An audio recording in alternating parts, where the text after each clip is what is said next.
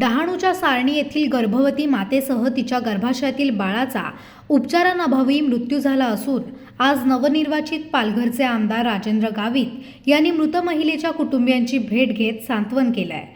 सारणी येथील पिंकी डोंगरकर या गर्भवती मातेचा वेळेत उपचार न मिळाल्याने गर्भाशयातील बाळासह 2 दिवसांपूर्वी मृत्यू झाला होता। आज राजेंद्र गावित यांनी मयत पिंकी डोंगरकर यांच्या कुटुंबियांची भेट घेत त्यांचं सांत्वन करत आर्थिक मदत केली आहे। तसंच जिल्ह्यात वैद्यकीय अधिकाऱ्यांची कमतरता आणि आरोग्य विभागाचा बोजवारा असल्याने जिल्ह्यातील नागरिकांना इतरत्र उपचारांसाठी धाव घ्यावी लागत असल्याबाबत आपण येत्या अधिवेशनात तारांकित प्रश्न उपस्थित करणार असल्याचं यावेळी गावित यांनी सांगितलंय। खरं म्हणजे एक आता मुंबईपासून एक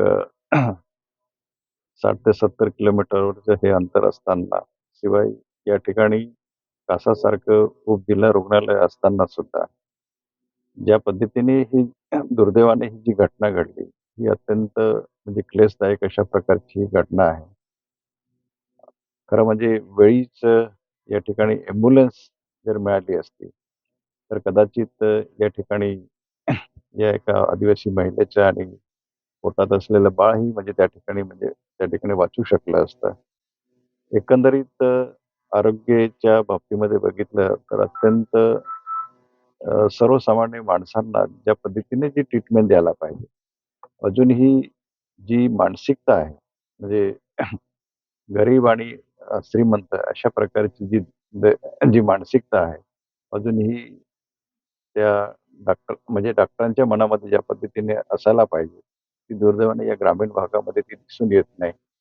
आणि त्या संदर्भामध्ये गेल्या आपण 3-4 वर्षापासून पालघरला या ठिकाणी आपण 200 बेडचे हॉस्पिटल याच्यासाठी आपण काढतो, सिव्हिल हॉस्पिटल काढतो आहोत।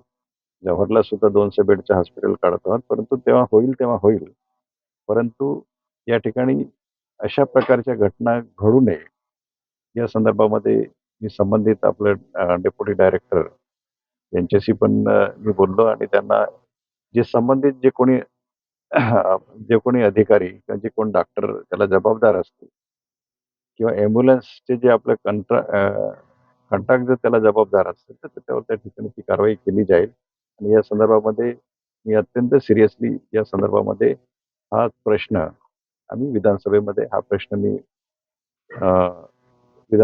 हा तारांकित प्रश्न मी या ठिकाणी विचारून त्याला या ठिकाणी चालना देण्याचा मी प्रयत्न करेन। खरं म्हणजे अ, पालघरला, डहाणूला आहे आणि काशाचा जो गायनेकोलॉजिस्ट आहे त्याची वाणगाव या ठिकाणी त्यांची तात्पुरत्या स्वरूपात त्यांनी म्हणजे आपली बदली झालेली आहे।